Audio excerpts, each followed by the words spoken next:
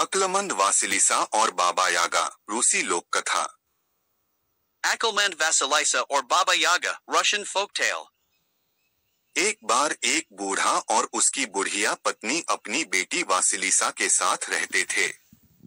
एक बार वह बुढ़िया बहुत बीमार पड़ी तो एक दिन उसने अपनी बेटी को बुलाया और उससे कहा, बेटी मैं बहुत जल्दी ही मरने वाली हूँ, इसलिए जो मैं कहती हूँ तू उसको ध्यान से सुन।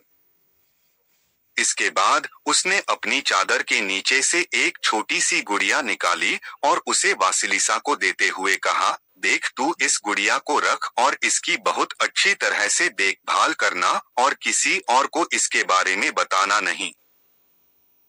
जब तुझे किसी चीज की जरूरत पड़े तो इस गुड़िया को कुछ खाना देना और उससे सलाह मांगना। यह तुझे बताएगी कि तुझे क्या करना है। इसके बाद माँ ने अपनी बेटी को प्यार से चूमा और आंखें बंद कर ली। उसने अपनी आखिरी सांस ले ली थी। काफी समय तक तो बूढ़े ने अपनी पत्नी का दुख मनाया पर फिर दूसरी शादी कर ली। उसकी दूसरी पत्नी एक विधवा थी और उसकी अपनी 2 बेटियां थीं। उसकी दोनों बेटियां बहुत ही बुरी थीं। उनको खुश करना बहुत मुश्किल काम था। वासिलिसा इतनी सुंदर थी कि उसकी दोनों सौतेली बहिनें उससे बहुत जलती थीं। वे और उनकी माँ तीनों उसको हमेशा ही सताती रहती थीं। वे उससे सुबह से शाम तक काम कराती रहती थीं और फिर भी उसको डांटती रहती थीं। वह हमेशा यह चाहती थीं कि हवा से उसका चेहरा खराब हो जाए या फिर धूप में सख्त हो जाए या फिर बारिश में काला पड़ जाए। पर फिर भी वासिलिसा उन सबके ये ताने चुपचाप सहती रहती और अपना सारा काम समय पर पूरा कर लेती। उसकी सौतेली बहिनें क्योंकि कोई काम नहीं करती थीं, वे बहुत मोटी और बदसूरत होती जा रही थीं, जबकि वह दिन ब दिन ही नहीं बल्कि हर घंटे सुंदर और सुंदर होती जा रही थी। उसकी गुड़िया उसकी जब तब बहुत सहायता करती। रोज सुबह वासिलिसा गाय का दूध दुहती और उस गुड़िया को देती और कहती, छोटी गुड़िया सुन मेरी प्यारी, मैं अपनी सारी मुश्किलें तुझे सुनाती हूँ।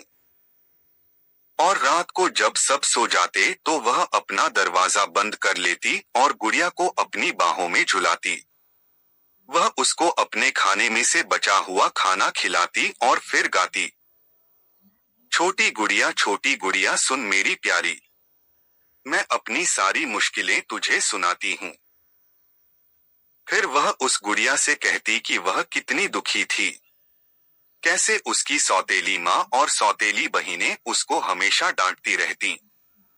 वह गुड़िया पहले तो खाती पीती फिर उसको तसल्ली देती और उसका रोज का काम भी करा देती।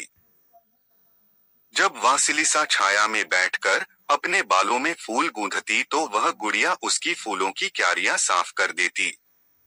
उसकी रसोई घर में आग जला देती।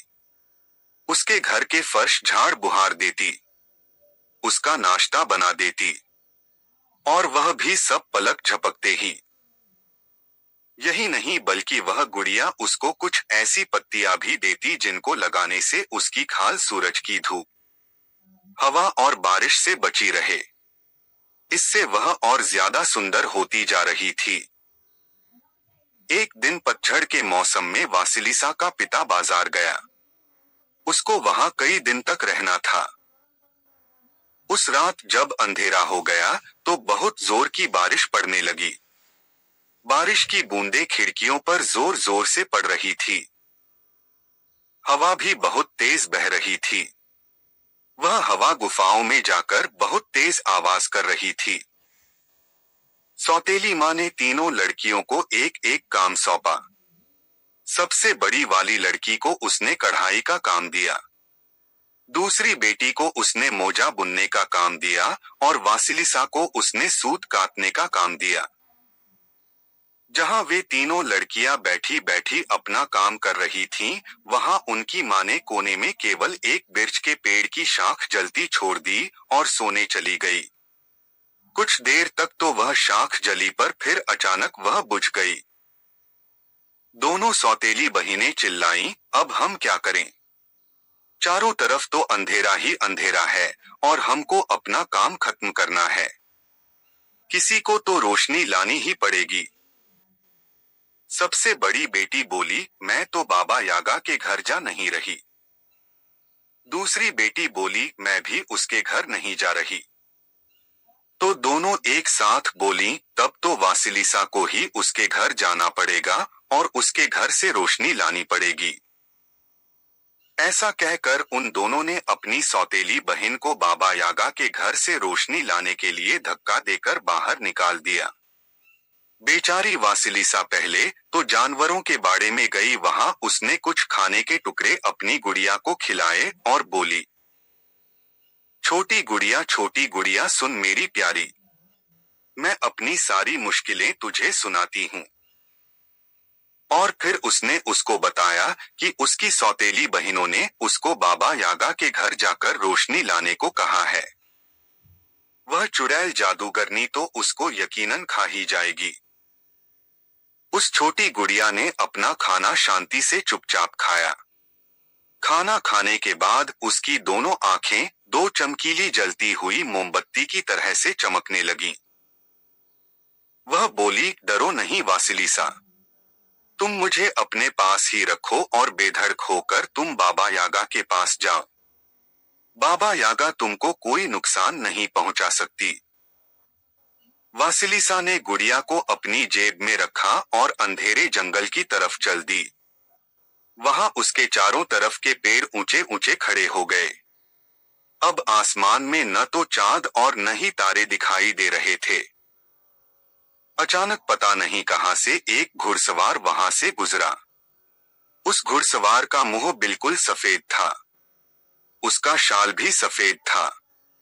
उसका घोड़ा भी सफेद था और उसकी लगाम भी सफेद थी जो अंधेरे जंगल में उजली उजली चमक रही थी।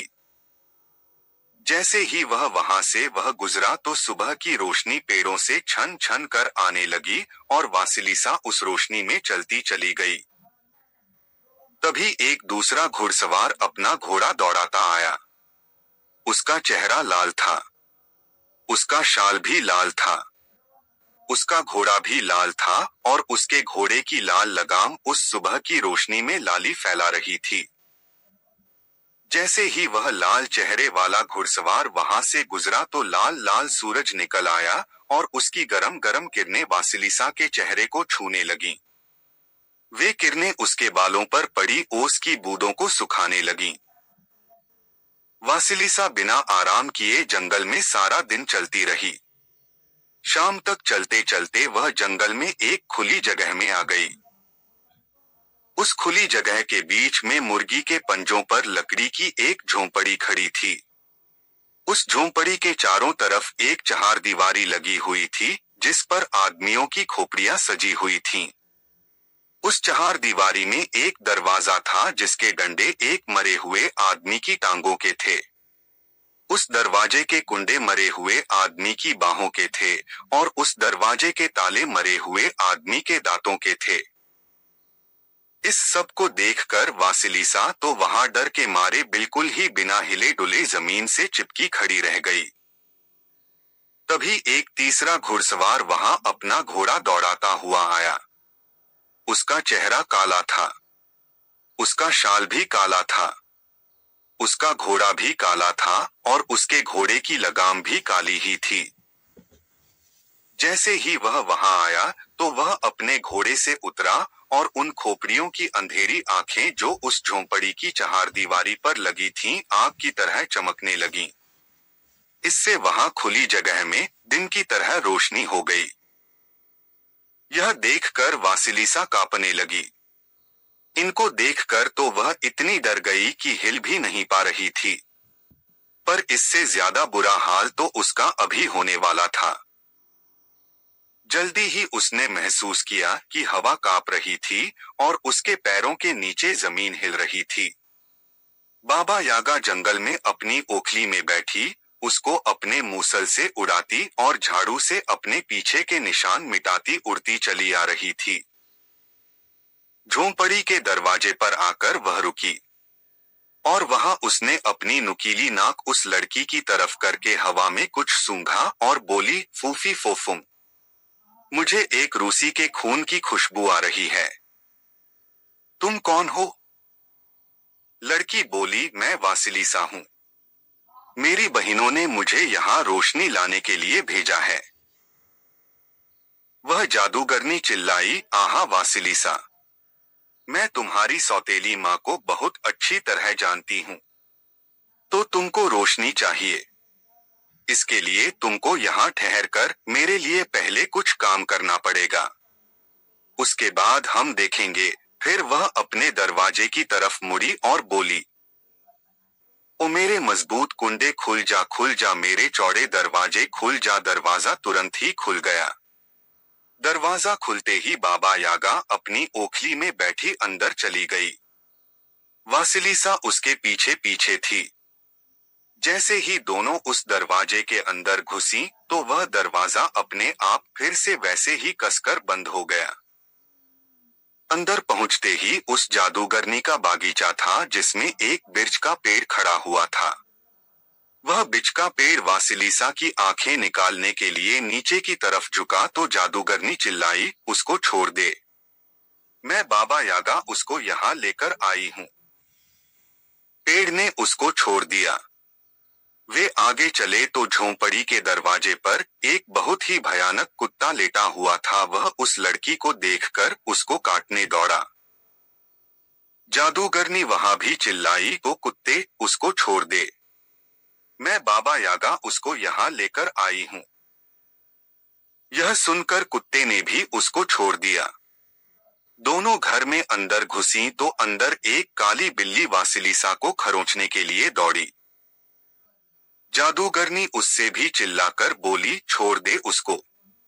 ओ बिल्ली, मैं बाबा यागा उसको यहाँ लेकर आई हूँ। फिर वह वासिलिसा से बोली, तुम देख रही हो न वासिलिसा, तुम मुझसे ऐसे ही नहीं बच सकती। मेरी बिल्ली तुमको खरोंच लेगी। मेरा कुत्ता तुमको काट लेगा। मेरा बिर्च का पेड़ तुम्हारी आंखें निकाल लेगा और मेरा दरवाजा तो तुमको अंदर ही नहीं आने देगा। अंदर जाकर बाबा यागा पत्थर के बने एक चूल्हे पर जाकर लेट गई और अपने रसोई घर से चिल्लाकर बोली, आ ओ लड़की, मेरा खाना ले आ। तभी एक काली आंखों वाली नौकरानी वहां खाना लेकर आई। उसका वह खाना 10 लोगों के खाने के बराबर था। एक बाल्टी भरकर गाय का मांस था। 10 लोटे भरकर दूध था। एक भुना हुआ सुअर था। 20 मुर्गे थे और 40 बतखें थीं। 2 बैल के मांस की पाई थी और चीज थी। साइडर और घर की बनी शराब थी। एक बैरल बियर थी और एक बाल्टी क्वास थी। बाबा यागा ने वह सब खाना बड़े लालची ढंग से खाया और वासिलिसा के खाने के लिए तो केवल हड्डियां ही बची। खाना खाकर जादूगरनी सोने चल दी। चलते चलते वह वासिलिसा से बोली, देखो यह अनाज का थैला ले जाओ और इसमें से अनाज के दाने बीन लो। इसके भूसे में अनाज का कोई दाना नहीं रहना चाहिए। जब तक मैं सोकर उठती हूँ तब तक तुम इस काम को खत्म कर लो, नहीं तो मैं तुमको खा जाऊंगी। कहकर उसने अपनी आंखें बंद कर लीं और खर्राटे मारने लगी। उसके खर्राटों की आवाज से आसपास की सब लकड़ियां भी हिलने लगीं। बेचारी वासिलिसा ने डबल रोटी का एक टुकड़ा उठाकर गुड़िया के सामने रखा और उसकी सलाह मांगी। गुड़िया ने चुपचाप वह डबल रोटी का टुकड़ा खाया और बोली, तुम डरो मत। तुम अपनी प्रार्थना कहो और सोने जाओ।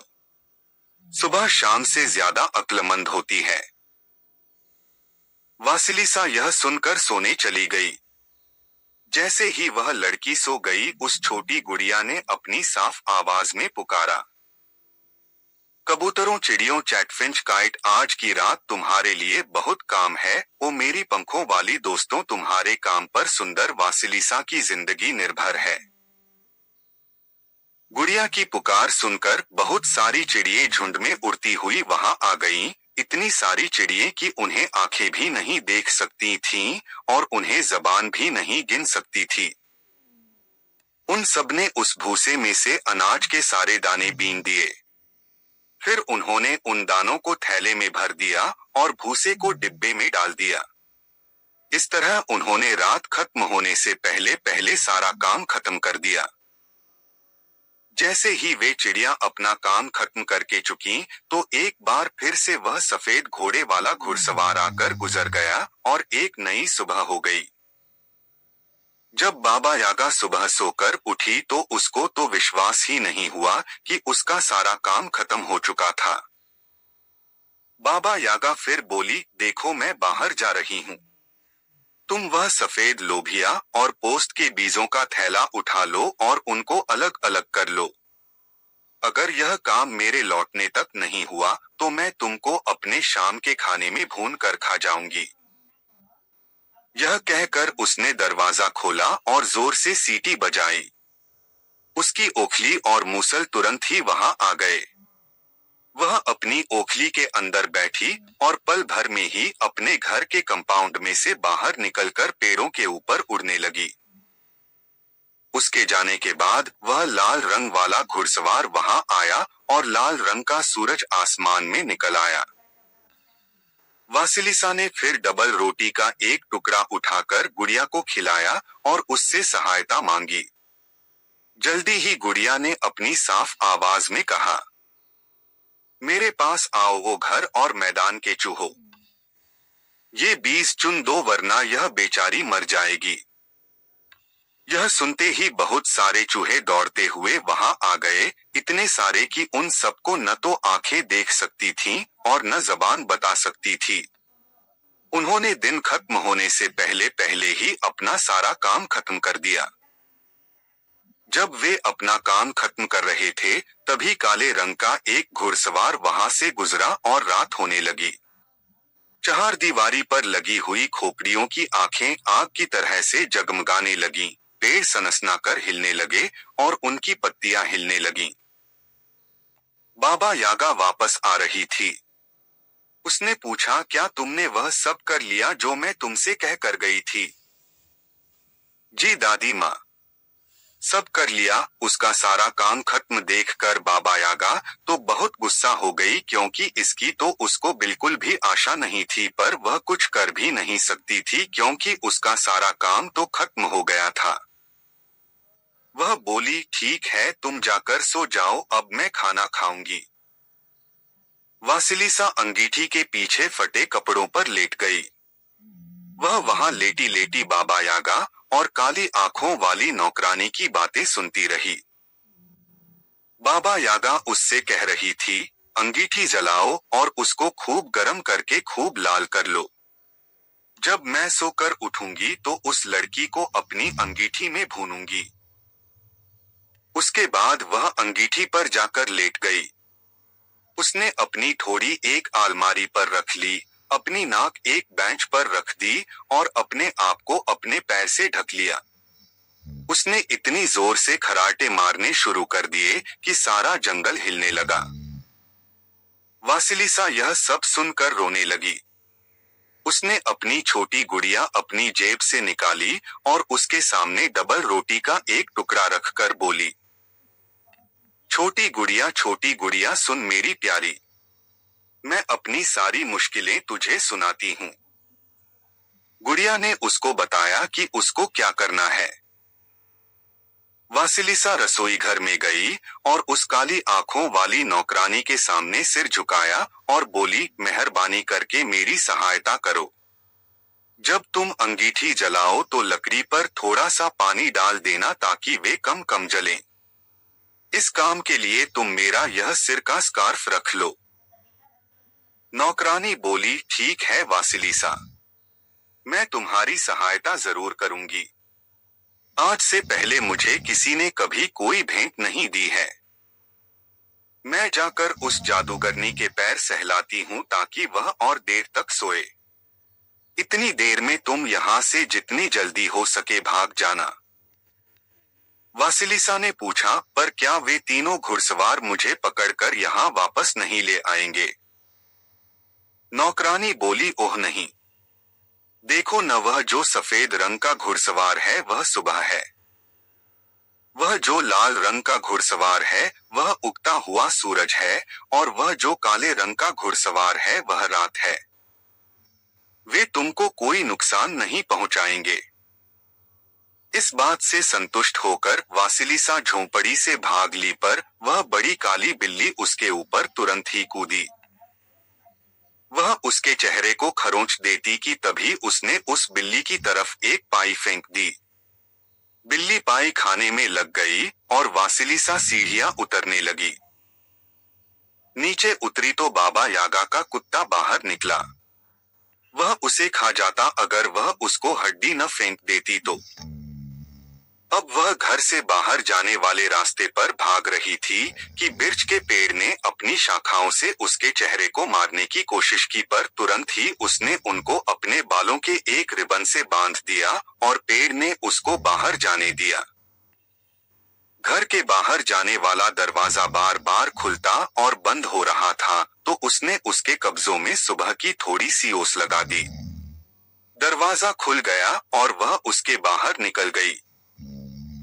फिर उसको अपनी बहनों के लिए रोशनी की याद आई, तो उसने चहारदीवारी पर से एक खोपड़ी उठाई, उसको एक डंडे पर लगाया और अपने घर की तरफ भाग ली। उस खोपड़ी की आंखों से निकलती हुई चमकती हुई रोशनी उसको उसके घर का रास्ता दिखा रही थी। इस बीच बाबा यागा जाग गई। उसने देखा कि लड़की तो भाग गई। वह अपनी काली आंखों वाली नौकरानी पर चिल्लाई, तुमने उसको जाने ही क्यों दिया? नौकरानी बोली, क्योंकि उसने मुझे अपना स्कार्फ दिया। मैंने तुम्हारी इतने दिनों सेवा की है, पर तुमने मुझे सिवाय बुरा भला कहने के और कुछ नहीं दिया। फिर वह अपनी बड़ी काली बिल्ली की तरफ घूमी और उस पर चिल्लाई, तुमने उसको क्यों जाने दिया? बिल्ली बोली, उसने मुझे पाई दी। मैं तुम्हारी इतने साल सेवा करती रही, पर तुमने तो मुझे कभी डबल रोटी के ऊपर का टुकड़ा तक नहीं दिया।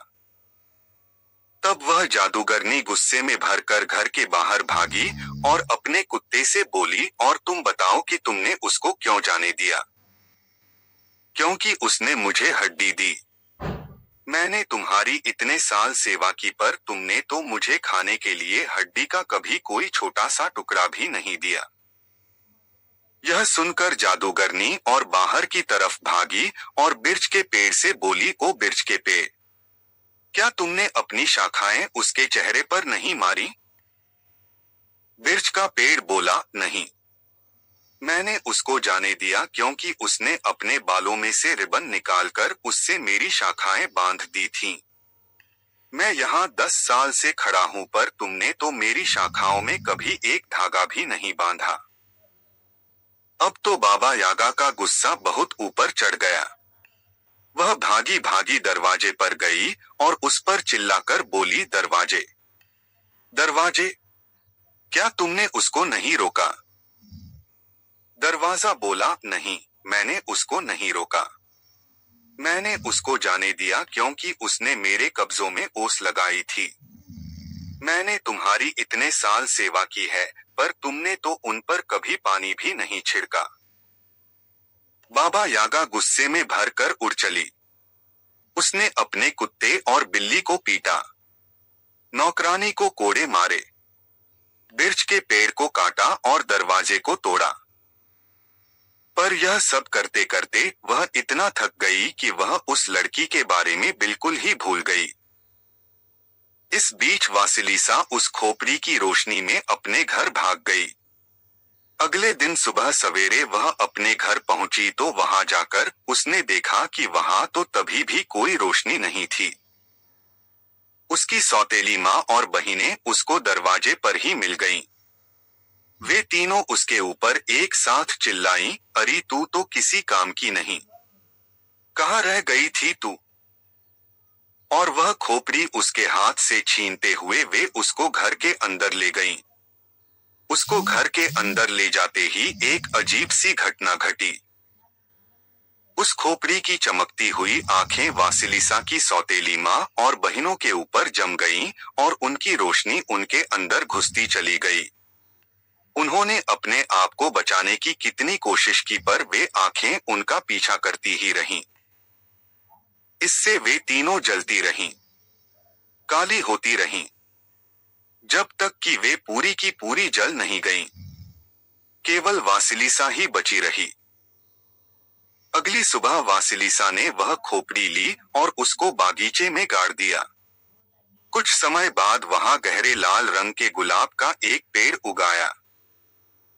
उसी दिन वासिलिसा का पिता बाजार से घर वापस लौटा और वासिलिसा से सारी कहानी सुनी तो वह अपनी उस बुरी पत्नी और उसकी दोनों बिगड़ी हुई बेटियों से छुटकारा पाकर बहुत खुश हुआ। उस दिन के बाद वासिलिसा और उसके पिता दोनों शांति से रहने लगे। वासिलिसा उस गुड़िया को अभी भी अपनी जेब में रखती। क्या पता उसको कब उसकी जरूरत पड़ जाए।